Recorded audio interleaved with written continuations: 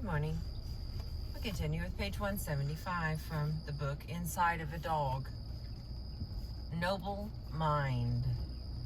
It's dawn, and I try to sneak out of the room without waking up Pumpernickel.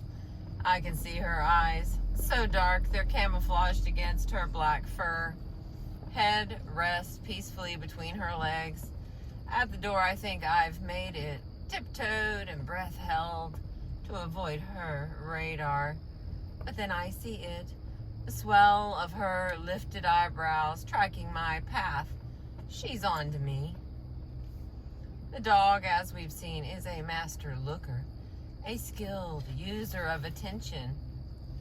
Is there a thinking, plotting, reflective mind behind that? Look. The development of the human infant's looking into using attention marks the blossoming of the mature human mind. What does the dog's looking tell us about the dog's mind? Do they think about other dogs, about themselves, about you? And the time-worn but still unanswered question of dogs' minds. Are they smart? Dog smarts. We've got us a crow here, checking out Wiley Dog. Do you see that bird? He came back. There's two of them. They came back to watch you, Wiley Dog. Dog smarts. Dog owners, like new parents, always seem to have a handful of stories at the ready describing how smart their charges are. Dogs, it is claimed, know when they're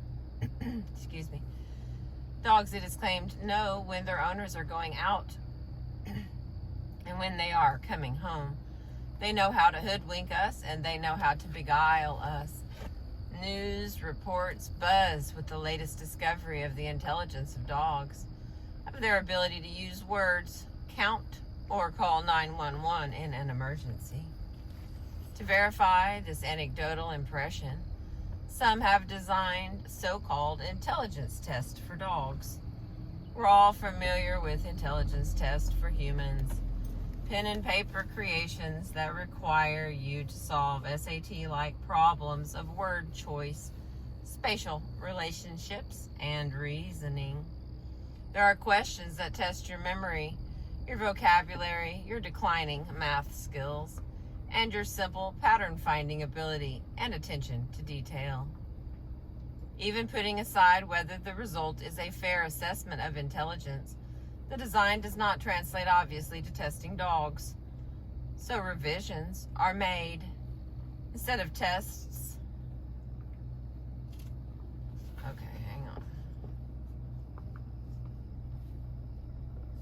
Instead of tests of advanced vocabulary, there are tests of simple command recognition.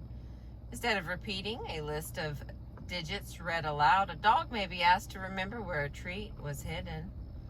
Willingness to learn a new trick may replace the ability to figure complex sums. Questions loosely mimic experimental psychology paradigms of object permanence. If its cup is placed over a treat, is it still there? Learning. Does your dog realize what foolish trick you desire him to do? And problem solving. How can he get his mouth on that food you've got? Formal studies of groups of dogs on these kinds of abilities, mostly cognition about physical objects and the environment, yield what at first seemed to be unsurprising results. By bringing dogs to a field baited with treats and timing dogs' speed in finding them. Researchers have confirmed that dogs use landmarks to navigate and find shortcuts. This behavior is consistent with what their wolf-like ancestors would probably have done in finding food and finding their way. Dogs are, of course, pretty good at all tasks that involve getting themselves to food. Given a choice of two piles of food, dogs have no trouble choosing the larger one, especially as the contrast between them grows. Turn a cup over a bit of food and the dog goes right for it, knocking the cup and revealing the treat. Dog subjects have even learned how to use a simple tool, pulling a string to get an attached biscuit that was otherwise out of reach. The dogs don't pass all the tests. They typically make lots of mistakes when presented with piles of 3 versus 4 biscuits, or of 5 and 7. They choose the smaller amounts just as often as the larger, and they develop preferences for piles on the left or the right, which leads them to make even more blatant errors.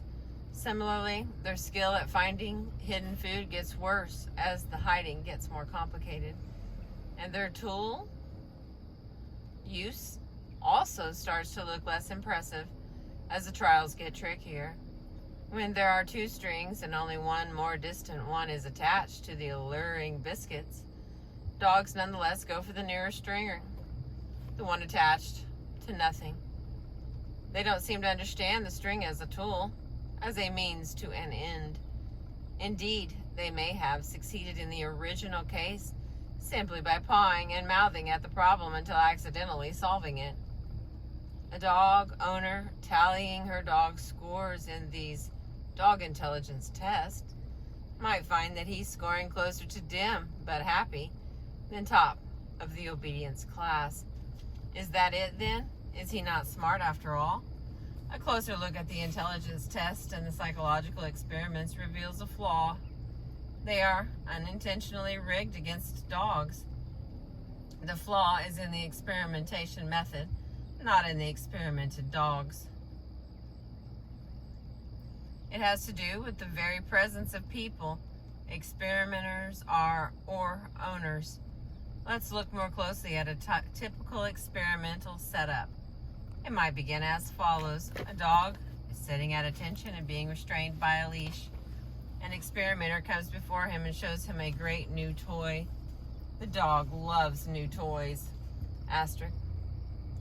Dogs have a preference for novel objects, neophilia. One study found that when asked to retrieve an unspecified toy from a pile of familiar and new toys, dogs spontaneously chose the new toy over 3/4 of the time. This penchant for the new might explain why when 2 dogs carrying sticks meet in a park, they often simultaneously drop the stick they've been proudly toting around in order to try to grab the pride of the approaching dog. The toy and a bucket are clearly shown to the dog. The toy is put into the bucket, and then the experimenter disappears with the booty behind one of the 2 screens in the room. She returns with the bucket, emptied of its treat. This turns out not to be a cruel hoax, but a standard test of invisible displacement, wherein an object is displaced, moved to another location, invisibly out of sight. This test has been regularly run with young children since Piaget proposed it as representing one of the conceptual leaps that infants make on their way to becoming incorrigible teenagers, and then adults capable of having infants of their own. In this case, the conceptual understandings are of the continued existence of objects when they are out of sight, called object permanence, and some notion of that object's trajectory and continued existence in the world. If someone disappears behind a door, we realize not only that they still exist when we can't see them, but that we might find them by looking behind that door. Children master object permanence before their first birthday, invisible displacement by their second. Since Piaget reified this representational understanding as a stage in infant cognitive development, it is a standard test that is run with other animals to see how they compare to little people. Hamsters, dolphins, cats, chimpanzees, who reliably pass, and chickens have all been tested, and dogs. Dogs' performance is mixed. Oh, sure, if the test is run simply as described, then they have no trouble looking behind the screen for the toy. It looks as though they've passed the test. To complicate the scenario a little, carry the container behind 2 different screens, taking the toy out after the first screen and showing them that you have done so before going behind the second screen. The dogs fail. They race to the second screen first, where the toy clearly is not. Another test variation also result in dogs suddenly looking less smart in their searching. We could conclude that here, too, the dogs appear to be less than genius. Once the toy is out of sight, it may quickly fall out of mind.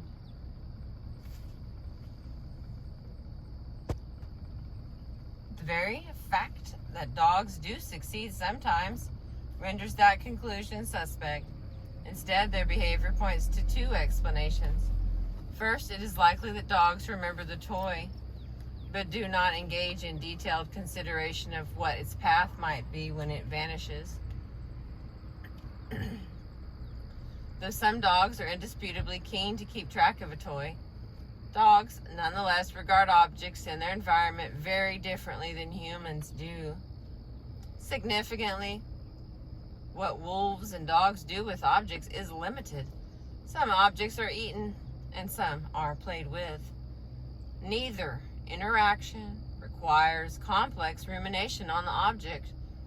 Dogs realize when a previously treasured object is missing, but needn't mull over possible stories for what happened to it. Instead, they just start looking for it or wait for it to show up. The second explanation is far-reaching. It appears that the very skill at social cognition that is their triumph as a companion to humans contributes to the dog's failure at the end. Companions to humans contributes to the dog's failure at this and other physical cognition tasks. Show your dog a ball, then conceal it from him while you place it under one of 2 overturned cups. Faced with the cups and assuming he can't smell it out, the dog will look under either cup at random, a reasonable approach when he has nothing to go on. Lift one cup to reveal a peek of the ball underneath, and you won't be surprised that when allowed to search, your dog will have no trouble looking under that cup. But give a peek under the cup holding nothing, and researchers found that dogs suddenly lose their logic. They search first under the empty cup. These dogs were stymied by their own skill. When presented with a problem of any kind, dogs cleverly look at us. Our activities are resources of information. Dogs come to believe that our actions are relevant, often leading, we might note, to some interesting reward or even food. So if an experimenter ducks behind a second screen, as she does in the more complicated, invisible displacement tasks, why, there might be something of interest behind that screen. If she lifts up an empty cup, that cup becomes more interesting, simply because of her attention to it. If the social cues are diminished in the tests, dogs perform much better when experimenters handle both cups, even when showing the dog the empty one. Dogs regain their heads. They see the empty cup and by deduction search under the other cup, which holds the hidden ball.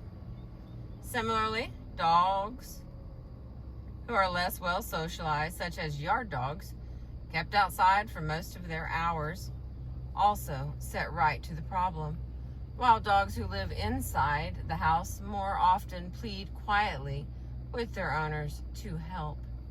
If we revisit some of the problem-solving tests on which wolves performed so much better than dogs, we now see that the dog's poor performance can there too be explained by their inclination to look at humans. Tested on their ability to, say, get a bit of food in a well-closed container, wolves keep trying, and if the test is not rigged, they eventually succeed through trial and error. Dogs, by contrast, tend to go at the container only until it appears that it won't easily be opened. Then they look at any person in the room and begin a variety of attention-getting and solicitation behaviors until the person relents and helps them get into the box. By standard intelligence tests, the dogs have failed at the puzzle. I believe, by contrast, that they have succeeded magnificently. They have approached a novel tool to the task.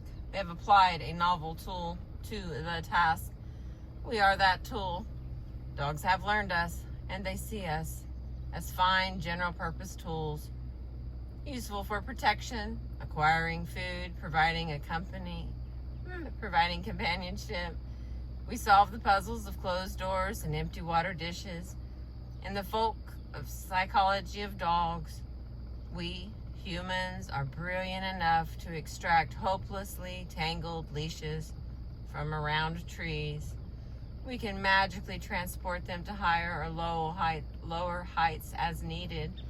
We can conjure up an endless bounty of foodstuffs and things to chew. How savory. How wonderful we are in a dog's eyes. It's a clever strategy to turn to us after all. The question of the cognitive abilities of dogs is thereby transformed. Dogs are terrific at using humans to solve problems, but not as good at solving problems when we are not around. Thank you for listening. We're on page 181.